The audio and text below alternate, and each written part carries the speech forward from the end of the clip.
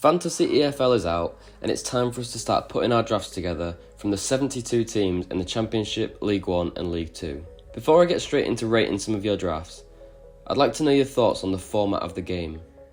Do you like the idea of only being able to pick 7 players? And do you like there being no player pricing? I'm undecided what I think so far, but I think we've just got to give it a go and see what it's like at the start of the season. I think it could work really well, as with 72 different teams it would be really confusing having to have player pricings for every single player. I don't really see the reason for having 7 players rather than 11, but I also don't think it does any harm. It means you really have to think about the players you pick each week to really capitalise on fixtures. Let's move on to rating your drafts, and I've split this into 4 sections that I'll be scoring out of 10. I've gone for formation, fixtures, players, and then an overall score. With the ability to have so many variables, it'll be interesting to see if a template begins to form like it does on FPL, or whether we'll see a variety of different ideas. So let's get straight into it. You'll notice a theme throughout that a lot of teams have all 3 of Ampadu, Smodics and Somerville, who were announced as the 3 most selected players so far. I've added in this draft here just an example of where a template is starting to be formed. The most popular formation being chosen is 1-2-2-2. It's clear to see why this is so popular. The 1-2-2-2 gives you a good balance through the team, and with both Leeds and Blackburn playing against newly promoted sides Portsmouth and Derby, it's no surprise to see the Championship top scorer in Smodics and the player of the season in Somerville in a lot of drafts. And it's hard to see past that, which is why they're also in my team. So formation, I like it. I'll give it a 10 out of 10.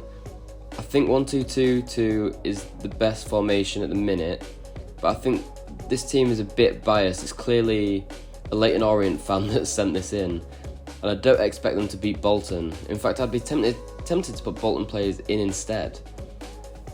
So for fixtures, I'm going to have to give it a 4 out of 10. I don't think Reading can be underestimated in League 1 this season either. Obviously it's clear you're trying to target Birmingham players as they're expected to walk through League 1. But with all the new players they're bringing in, it could take a few weeks for that to settle. So I think it's risky having 2 players from Birmingham in there. Especially with one of them being Bakuna, who's rumoured to be moving, so I'm also going to give the players a 4 out of 10 rating as well. So overall I'll give it a 5 out of 10, but I'm sure we'll be seeing some better drafts throughout the video.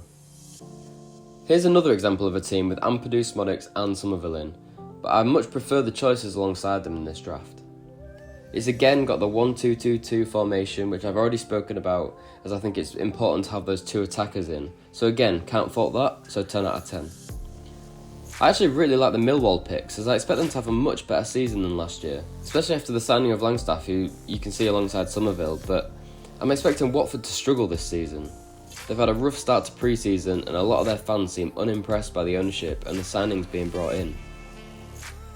I like the idea of attacking that fixture, and I also like the other midfielder pick of Sarah. He's also been a popular choice, and again, attacking that Oxford fixture after they've just been promoted makes perfect sense. I like the pick of Blackpool's Grimshaw against Crawley, who got promoted through the playoffs. I expect them to struggle this season as well. The only thing I'm unsure of is the Sheffield Wednesday pick against Plymouth. Although Wednesday are the better side, and they've made some good signings, I've also actually predicted Plymouth to go down this season, but I'm not sure there's that much of a gap to guarantee this is a fixture choice for me where Sheffield Wednesday will beat Plymouth. I think there's a lot of better fixtures to target for Gameweek 1, so I'd maybe rethink that.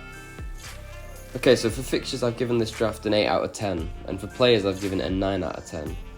So overall I really like the look of this draft, but it's very championship orientated, so I would like to see if we could dig deeper to see if we can find some hidden gems in the lower leagues.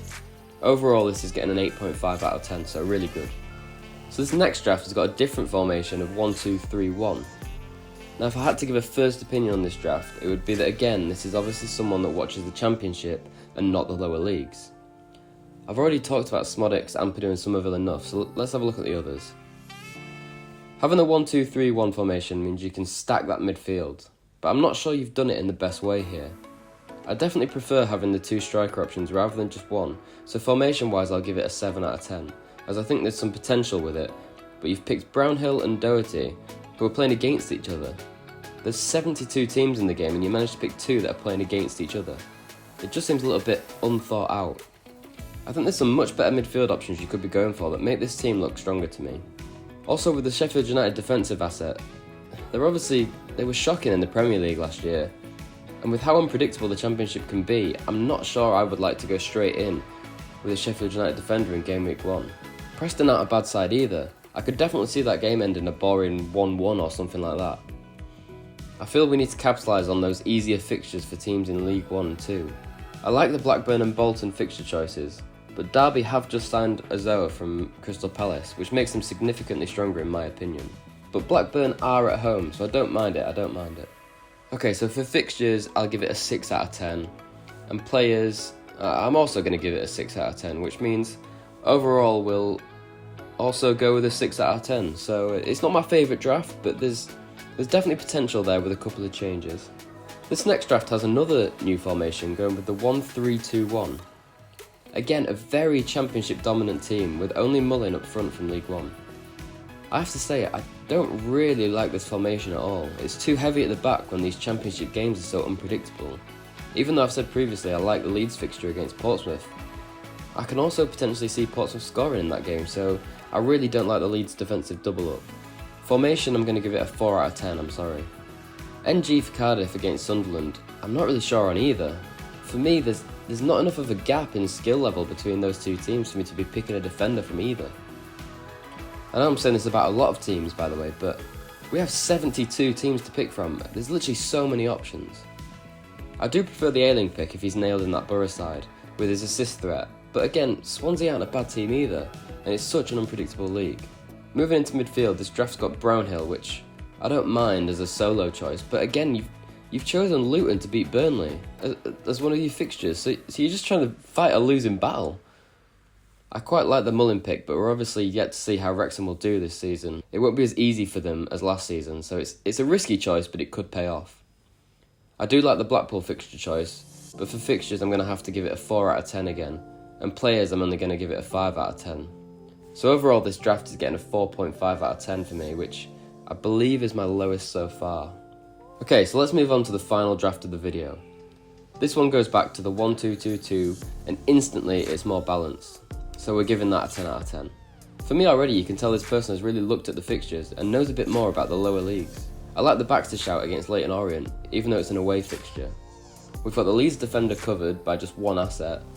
Whether Ampadu is the better choice is yet to be decided, but I don't mind Firpo as a differential from the template. O'Keefe against Mansfield is the Friday night fixture, first match of League 1, and I also like that choice. Mansfield did score a lot of goals last season, but it's a new league and it might be a bigger step up than they're ready for. So this person is also attacking that Oxford fixture for Norwich, like I mentioned before, which I like.